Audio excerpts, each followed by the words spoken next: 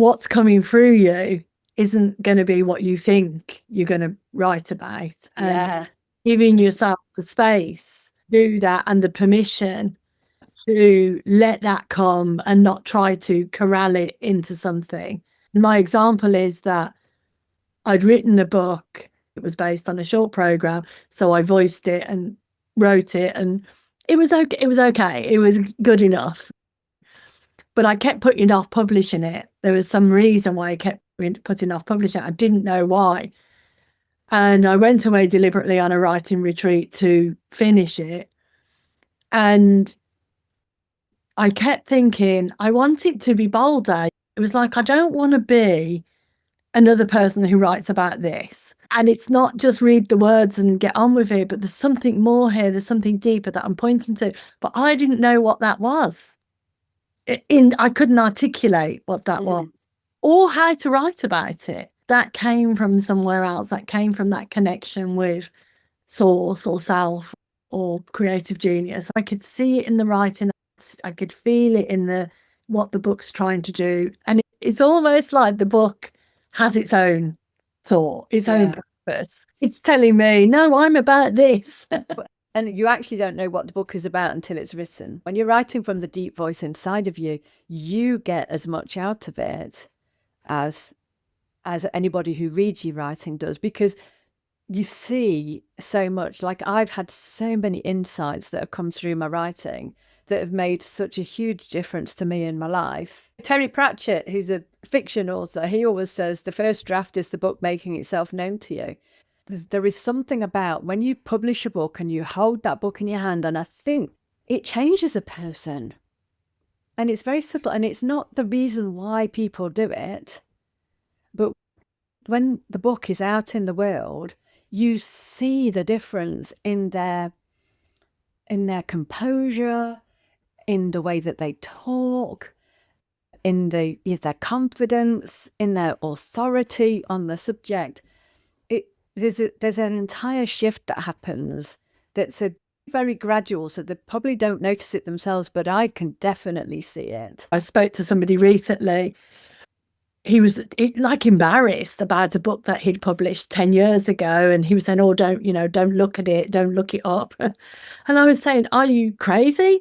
Yeah. Like something like 1% of the population of people who say they want to write a book actually go and do it. And just because your first book maybe isn't your best ever and there's mistakes and so on, actually it gives you something to start with.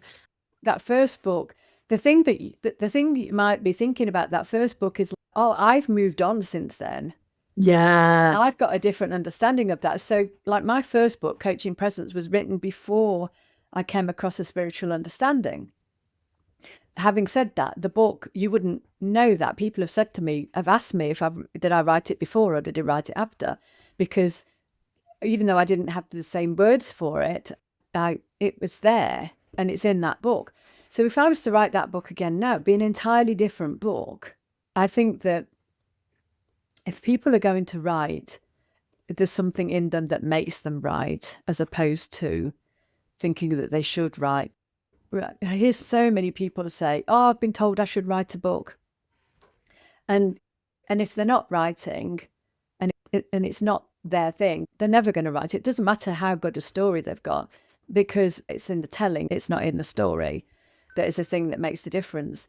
That's what you do. You help people connect to themselves and to life through writing. You'll do an edit, which seems to be an edit where you look through almost divine eyes, where you're really looking into the work and seeing, is that really the best that it can be? Is it meeting its highest intention? I'm always pointing people in the direction of who they really are, the source of their wisdom, that's the source of everything. And as part of that, it's also their voice.